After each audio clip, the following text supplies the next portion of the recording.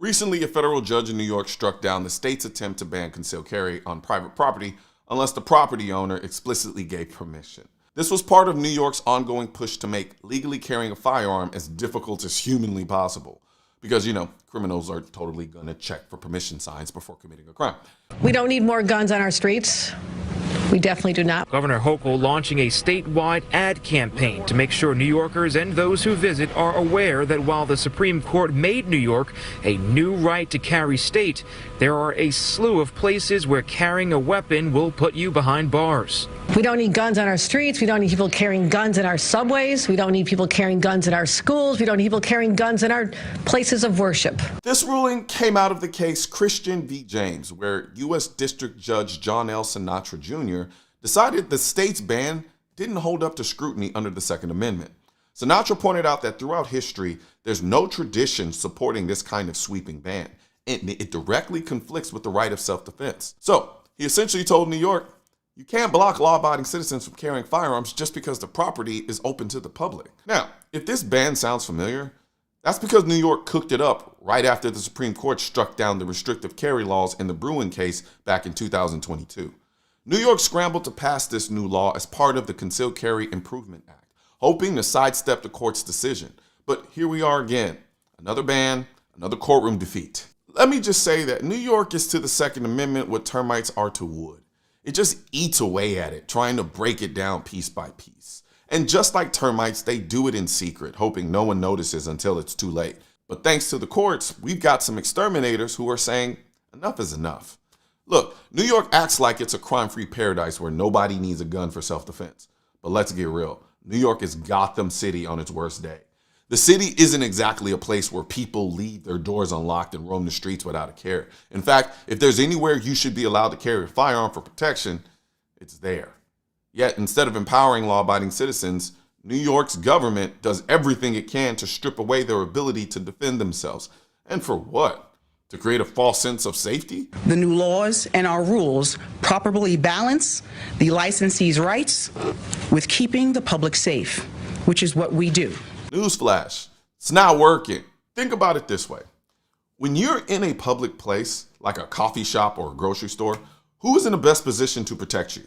The police, who are minutes away, or the person standing right next to you who is trained or carrying legally, or your damn self who's carrying legally? This ruling says that New York can't assume every concealed carrier is a threat just for stepping foot on someone else's property, unless the property owner allows it. It's common sense. Law-abiding citizens shouldn't have to jump through hoops to protect themselves. The reason this ruling is such a big deal is because it strikes at the heart of what New York and states like it are trying to do: control. When the government focuses more on disarming citizens than on stopping criminals, it tells you everything you need to know about their priorities. They rather keep you dependent and unprotected than admit their policies aren't working. And that's why this fight isn't just about New York. It's about every state that's watching and waiting to see what they can get away with. If we let them succeed, you can bet other states will start pulling the same stunt. The Second Amendment isn't a privilege, it's a right. And a right doesn't mean much if you need permission slips everywhere you go to exercise it, especially when they don't even want to give you the permission slips in the first place. But now let me take a second to tell you why this kind of stuff makes legal protection so important. That's where USCCA comes in, who is a sponsor of this channel. Because let's face it, just because the law is on your side doesn't mean you won't end up in court. With the USCCA membership, you've got legal protection if you've ever had to defend yourself, plus you have access to training and resources to make sure you know your rights. I don't just recommend it, I rely on it my damn self. So if you want to learn more about a USCCA membership, hit the link in the description section and get covered before you ever need it. And even if you don't go with USCCA, just go with something. Go with anything that will protect you if you ever find yourself having to deal with the legal system after a self-defense shoot. Because I'm telling you, it ain't always as clear-cut as you think it will be. And everyone in the legal system is not on your side. Sometimes they're actively looking for your downfall. Now, at the end of the day, rulings like this one are a win. Not just for gun owners, but for anyone who values freedom. Because what New York was trying to do wasn't about safety. It was about control. And every time we push back and we win, we send a message. We will not be disarmed. Not in New York, not anywhere. So the next time someone tries to tell you that gun control makes you safer, just remind them of this.